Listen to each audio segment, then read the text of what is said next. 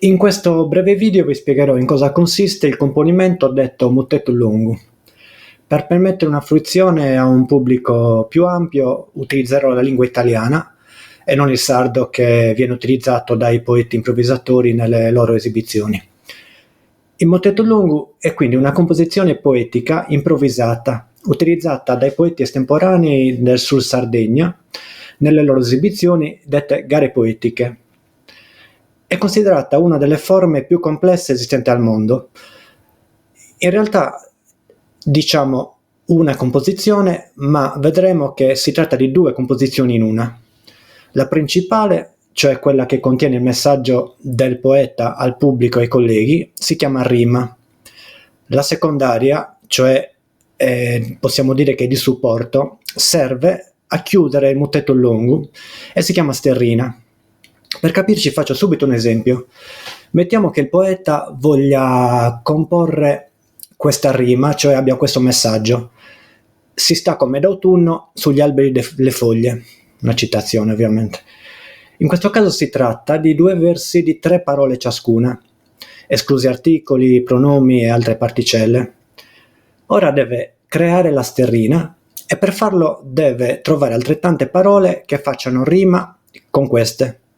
Ad esempio, foglie, doglie, moglie, autunno, alunno, sta, pascià, voilà.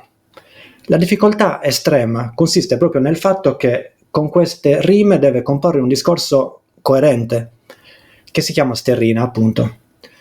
Più precisamente, ogni verso della sterrina deve terminare con la parola scelta in un ordine ben preciso. Detto questo, passiamo a comporre la sterrina. Per farlo poi, soprattutto a mente, in tempi brevi ci vogliono anni e anni di esperienza. Quindi si sta come d'autunno sugli alberi e le foglie.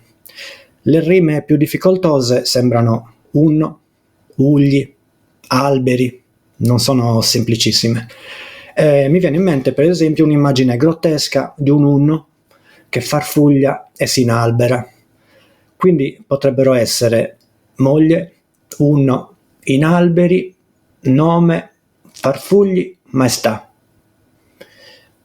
Il dico che n'era la moglie disse ad Attila l'unno: non voglio che ti inalberi quando senti il tuo nome, e non voglio che farfugli quando ti chiamano maestà. Il dico che n'era la moglie si sta come d'autunno sugli alberi le foglie. Disse ad Attila l'unno: sugli alberi le foglie si sta come d'autunno. Non voglio che ti inalberi, si sta come d'autunno le foglie sugli alberi. Quando senti il tuo nome, sugli alberi le foglie si sta d'autunno come. E non voglio che farfugli, si sta come d'autunno le foglie alberi sugli. Quando ti chiamano maestà, sugli alberi le foglie come d'autunno si sta come d'autunno.